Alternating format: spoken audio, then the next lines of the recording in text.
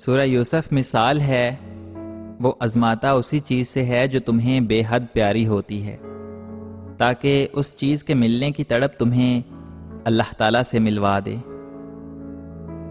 یہ جو دیر لگ رہی ہے نا، وہ اللہ کی طرف سے خیر بھی تو ہو سکتی ہے۔ جو آزمائش لگ رہی ہے وہ اللہ کی حفاظت بھی تو ہو سکتی ہے۔ یہ تکلیفیں، یہ آنسو، یہ تڑپ تمہیں خود کے قریب کرنے کی اللہ تعالیٰ کی ترکیب بھی تو ہو سکتی ہے۔ دنیا کے سبھی معجزے اللہ کو سجدہ کرتے ہیں، پھر تمہارا اس پر یقین نہ کرنا مایوسی نہیں تو اور کیا ہے؟ تمہاری اللہ کو پکارتی ہوئی آواز اس کی پسندیدہ بھی تو ہو سکتی ہے۔ اللہ سے یقین کے ساتھ مانگو اور دعا مانگ کر صبر کرو، کیونکہ تمہیں بہتر نہیں، بہترین عطا کیا جائے گا۔ تم خود تہجد تک نہیں جاتے، تمہیں تہجد تک لایا جاتا ہے۔ تم خود سجدوں کو نہیں چنتے، تمہیں سجدوں کے لیے چن لیا جاتا ہے۔ کسی نے کیا خوب کہا ہے کہ جو جیسا کرے گا وہ ویسا بھرے گا۔ وقت کے ساتھ ساتھ سب کچھ ٹھیک ہو جاتا ہے، پر کبھی کبھی سب ختم بھی ہو جاتا ہے۔ زندگی آسان نہیں ہے، پر صبر کرنے والوں کے ساتھ اللہ تعالیٰ ہے۔ دوست بے شک ایک ہو، پر ایسا ہو جو لفظوں کے ساتھ خاموشی بھی سمجھے۔ ہمیشہ کوئی ساتھ نہیں رہتا، اکیلے رہنا سیکھیے۔ اس دنیا میں کسی کو درد دے کر راحت ملتی ہے لوگوں کو۔ عورت کی سب سے بڑی عبادت اپنی عزت کی حفاظت کرنا ہے۔ تمہیں پیار کرنے والا جب کسی اور کو چاہنے لگے تو اس کی یہ نشانی ضرور ہوگی کہ وہ تمہاری باتوں پر اعتبار کرنا چھوڑ دے گا۔ امید صرف اللہ سے رکھیں، وہ اندھیروں سے بھی راستہ نکال دیتا ہے۔ اللہ تعالیٰ سے دل لگائیے جناب، یہ مخلوق تو بے وفا ہے۔ باضمیر، سچے اور بااصول لوگوں سے اکثر لوگ ناراض اور ناخوش ہوتے ہیں۔ حادثات ہی تو ہیں جو کبھی رب سے اور کبھی سب سے ملا دیتے ہیں۔ ہر انسان کو راضی صرف منافق لوگ ہی رکھ سکتے ہیں۔ ہر بات سننے والی اور کہنے والی نہیں ہوتی۔ کہیں کہیں لاپرواہ ہونا بہتر ہوتا ہے۔ زیادہ قدر کرنے سے آپ کا اپنا معیار کم ہوتا ہے۔ باتوں کو بھلانے کی عادت ڈال لیجیے۔ ہر بات کو یاد رکھنے سے اپنے دماغ کا سکون خراب ہوتا ہے۔ فضول گوئی سے بچیں، بہت سی باتیں آپ کی عزت میں کمی کا باعث بنتی ہیں۔ ناخن بڑھ جائیں تو ناخن کاٹیں، انگلیاں نہیں۔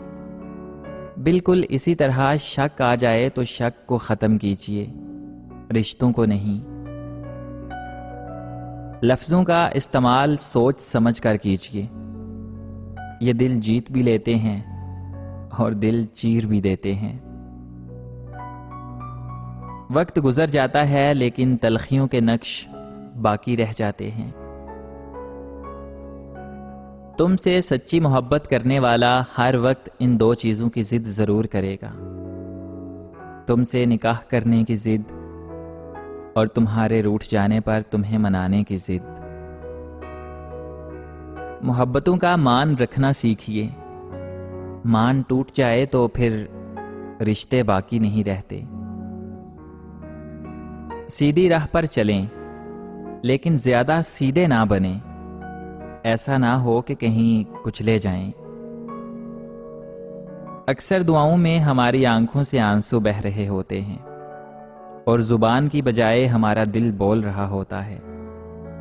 ایسی کیفیت میں دعائیں قبولیت کے قریب ہوتی ہیں اور اللہ تعالیٰ کن کی نعمت سے نواز دیتا ہے۔ عورت اگر محبت میں سچی ہو تو وہ کبھی پیسے کو ترجیح نہیں دیتی، لیکن شرط محبت کی سچی ہونے کی ہے۔ من پسند انسان کی توجہ میں کمی جان لیوا ثابت ہوتی ہے۔ کوئی ایک چہرہ باقی چہروں سے الگ اور نمایاں نظر آنا جب شروع ہو جائے تو سمجھ لو کہ محبت کا خطرہ ہے۔ اپنے دکھ بڑھ جائیں تو کسی اور کے دکھ سن کر اسے تسلی دیا کرو۔ زندگی کی خوبصورتی بس اسی میں ہے کہ آپ کی وجہ سے آپ کے ارد گرد لوگوں کے چہروں پر مسکان پھیلی رہے۔ دوستی بھی کسی محبت سے کم نہیں ہوتی، اگر دوست ساتھ نبھانے والے ہوں تو۔ بے وقوف عورت اپنے شوہر کو غلام بناتی ہے اور خود غلام کی بیوی بنتی ہے، جبکہ عقل مند عورت اپنے شوہر کو بادشاہ بناتی ہے اور خود اس کی ملکہ بنتی ہے۔ زندگی میں ہمیشہ ان لوگوں کا چناؤ کیجیے جن کو عزت دینے پر وہ خود سے بڑھ کر آپ کو دیں۔ کچھ لوگ ساری عمر ڈسٹرب اور ذہنی کیفیت کا شکار رہتے ہیں۔ زمانہ ان کی اس بے چین کیفیت کے لیے رک نہیں جاتا۔ جب دو لوگوں میں سچی محبت پیدا ہوتی ہے تو یہ دو نشانیاں ظاہر ہوتی ہیں۔ وہ ایک دوسرے کے لیے جان دینے کو تیار ہو جاتے ہیں اور ایک دوسرے کی ہاں میں ہاں ملاتے ہیں۔ کیا تم نہیں جانتے کہ اللہ تعالیٰ ہر چیز پر قادر ہے؟ پھر کیوں تم خود کو ممکن اور ناممکن میں الجھائے بیٹھے ہو؟ کیا تم نہیں جانتے ہر مشکل کے ساتھ آسانی ہے؟ پھر کیوں تم مشکل آنے پر مایوس ہو جاتے ہو؟